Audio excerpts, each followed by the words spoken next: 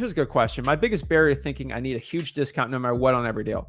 If someone's asking 200K and the ARV is 350, I don't need to get a big discount. Here's the thing in wholesaling. I don't know snot. I don't know anything.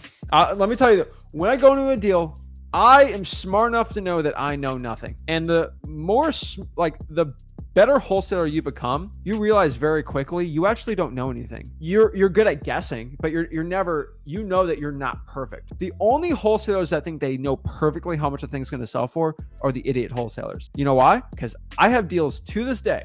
Okay, we had a I think a $38,000 JV deal in the mail. We just got sent it.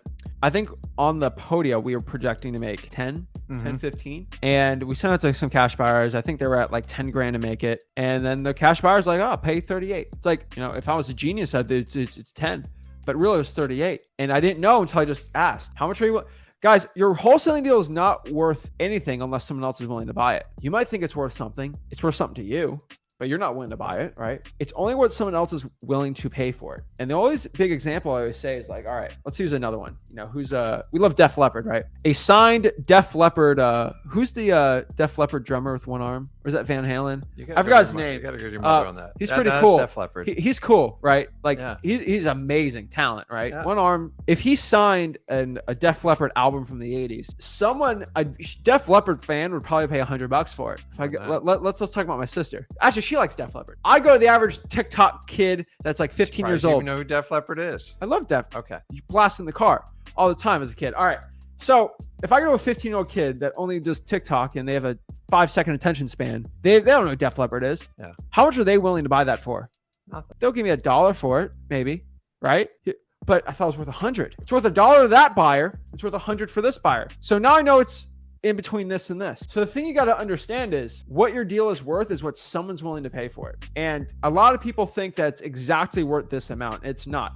Never is. It's hilarious because Pawn Stars, it's like when they get the expert and the expert says it's worth $100.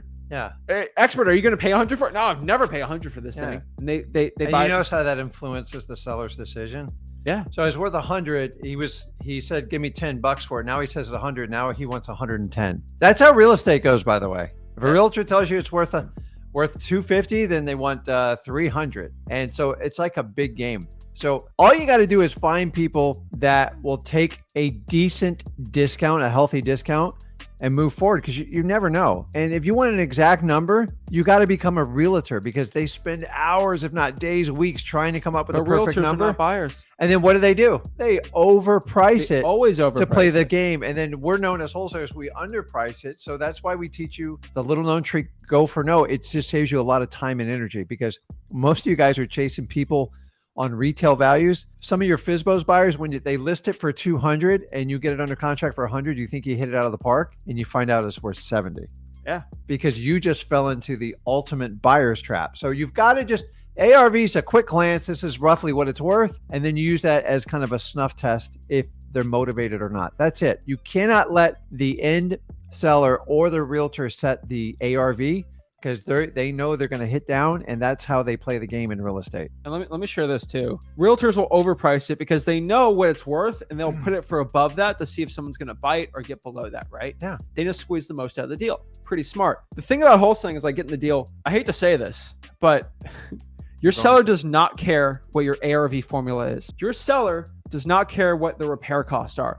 Your seller does not care about any of that stuff. I don't. Your seller only cares about one thing, and that's what they should care about. How much you're going to offer me for my house for cash. Either I'm okay with it or I'm not. Yeah. The seller already has a price in their head. Our job is not to convince somebody to go down in price. Now, there's some deals where I do that, obviously, but now I was breaking down. I had an hour-and-a-half appointment recorded a while back for training and acquisitions manager, and we went break it. On that appointment, it was a full hour and a half. No, an hour, 46 minutes, start to finish with a pour and all that stuff. I got a $60,000 deal. I legit, okay, this is the funniest thing. I had to, on this appointment, convince the seller that they had to go down in price. And I got them down, I think, 50 grand on price. You know why? Why? Because they thought the house was worth, I think, 250 because the neighbor's house sold for 250, and that's how they based it. So now that I know they sit on a throne of lies and their foundation sucks, all I have to do is just take one one card off of it and it falls down there back on my price. You just used the Will Ferrell quote. Of course, I love Will Ferrell. But because he's sitting on his throne of lies.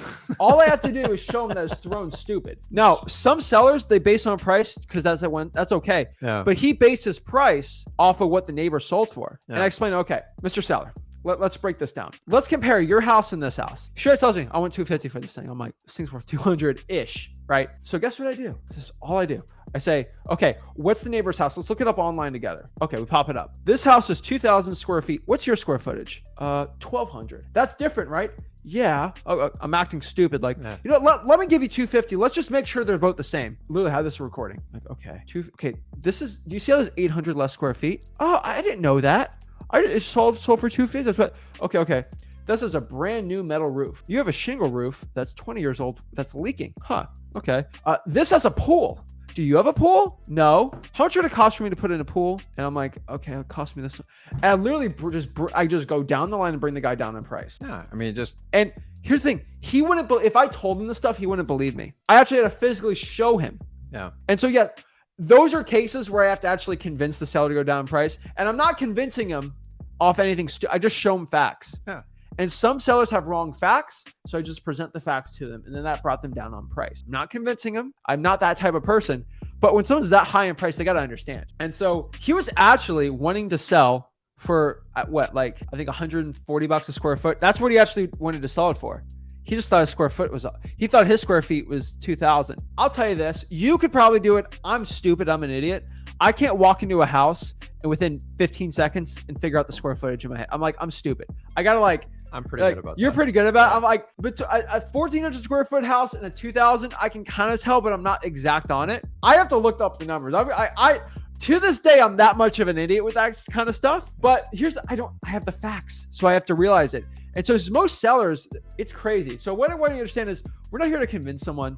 Maybe you do it on that end. But the thing is, 90% of my wholesaling deals, I lock it up for the lowest I can. And then from there, I give a high price, just roughly like a realtor, to a cash buyer and see what they're at. Yeah. And guess what? If the realtor says no to me, this is the one thing wholesalers do wrong. I said to the realtor, why? I asked him, why did he say no? No wholesaler does this anymore.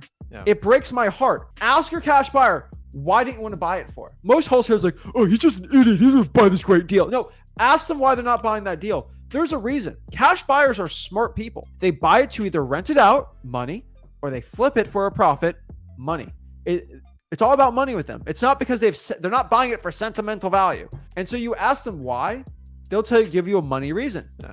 Most of the time, number one, it's just too much work for me, which is a money thing and a time thing, or you just have the deal locked up for too high. And when 2 cash buyers tell me that, I don't care. But when 5 tell me that, I know something's up. It's kind of like, this is kind of a funny example, but do you guys ever have a crazy friend, like a legit crazy friend? I have some crazy friends right here, and it's like they think they're normal, right? And when someone calls them crazy, they're like, "How dare you call me crazy?" But when 5 people call them crazy, yeah, it's like, oh, I guess I might be crazy. And so that's the thing about cash buyers. I'm not crazy on my price if one person says I'm overpriced or 2, but when 5 or 6 say I'm overpriced, I got to start looking at the mirror now, right? You just got to look at the data. Like, you can't take it personally. You just kind of move on. And guys, I see a lot of people comment, I'm working with a realtor and stuff. A conversation with a realtor is completely different with a motivated seller. There's only one angle to go at a realtor to get rid of a problem of like a stale listing they have and get them their commissions. If you just focus on those 2 things,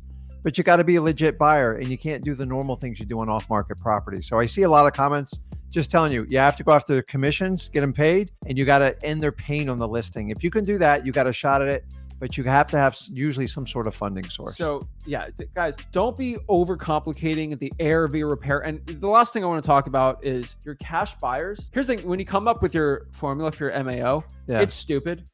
Because just lock it up for the lowest you can and then see what a cash buyer can. Of course you want to be in a range. I'm always at a range. But the thing is, you can't be, if you put that time into actually trying to build a rapport with the seller, it'd be way better. Mm-hmm. And so the thing is, I get all these wholesalers that are like, I calculated the repair cost at this, and I did this, and I did my comps at this, and you spent 45 minutes doing it. Here's the thing. Your cash buyer doesn't care what your ARV is. They don't care what your MAO is. They don't care about the repair costs. because they do it all themselves. Yeah. And their formula is completely different than yours. And so that is the thing. And so because they're doing it differently, just lock it up for the lowest price you can. That's where you want to put most of your focus on. And once you put your focus on that, not getting the MAO, but the LAO. So we've coined this, we've talked about forever. Stop focusing on the MAO, focus on the LAO, the least allowable offer, because where are you going to go from when the MAO, if they say no? So here's the thing. You're done. When you get your real estate deal and you're trying to make, do. if I'm trying to make $50,000 on a wholesaling deal and I locked it up for, let's say 150 grand and I want to sell it for 200. What's an easier way to make that 50 grand? By convincing a cash buyer to go up on their price and trying to show them data and show them why they're stupid and wrong. Real estate's got a lot of ego. People like to be right. Or why don't I just lock up the deal for $20,000 less? So if a cash buyer wants to pay me 30 grand on a deal for the assignment, what's easier? Getting the seller down by 20 grand by building more rapport, or by trying to tell the cash buyer he needs to go up 20 grand and try to convince him? You're right. The answer to it. So focus on the LAO. Guys, go to freewholesaling.com. It's all there. I will let you know, nobody else in the wholesaling industry talks about this stuff. And the last tip, guys, is on your cash buyer, especially if you're new, you get all excited, you get your first cash buyer, you think you got a great deal, and he or she just trashes you. It's a piece of junk. It'll never work, blah, blah, blah. Please don't take one cash buyer and let them destroy your entire business. No. A lot of them have their own agenda and they just think they're beating you down and they know you're inexperienced. Now, if 5 or 6 say it, heed the warning. But never I've had one person completely trash me. I go, oh my God, what am I going to do? This is bad. And then I called 2 or 3 other and I had it sold quickly. And only to find out that person was just trying to knock me down 50K. So let me give you one example. So we have a deal right now. We bought it for, I think, 205. We bought it for 205 and we put 15 grand into it and we're selling it under contract for 288 or something like that. 288. Yeah. So it's a good flip. I'm trying to get rough numbers, not trying to get the exact numbers, but it's a good amount. Okay. We're going to make what? 60, 70, it ain't a bad amount on a flip, right? Hey. We don't talk about all the flips we do. We don't talk about all the deals we do, but this is a good flip for us. Okay. We had one person, because we list on the market, one realtor offered it to buy it for 220. Guess what? We sold it. We had we have it on the contract for 280, 285 or something like that. So one realtor thinks it's worth 220. If I followed their advice, I'd sell it for 220 and just get, but you know what? I said, you know what? Let's see what other people are willing to do for it. And I was like, you talked to me. I said, I think this thing will tell for 255, 260. So we run a wager on every anything we put on the market. We're not talking about regular assignments because you have to. And we have a running bet on all that stuff. Yeah. And it's so funny because we're rarely ever right. Sometimes it's lower, but a lot of the times it's higher. That's why I say we're an idiot, because we don't know. Yeah. And it's so the thing is, when you're new and you get one data point, and you're like, oh my God, this person knows more than me. No, you're on target. Remember, you have something they desperately need. And most realtors and cash buyers, they have their own agenda. So just make sure you get multiple data sources before you change your pricing and everything. Yeah. Because I got to tell you, when I first started, it rattled me. It rattled me so much to the point I did more JVs than most people because I didn't want to deal with the cash buyers and I gave away a lot of money. So if you get one that trashes you, just toughen your skin up a little bit. If 6 trash you, heed the warning. If 1 trashes you and the other one's like, oh my God, I can't believe you're offering me at that price, then understand, do not let one person define your business plan. You've put in the hard work. You have something they need. You only need one. You don't need consensus of everybody, but go past one. So many guys go, I reached out to one cash buyer. I'm like, usually, and by the way, usually the first cash buyer is the one that beats you up the most. I don't know why it is, but it's just the truth. And so just understand that what your deal is worth is what someone else is willing to pay.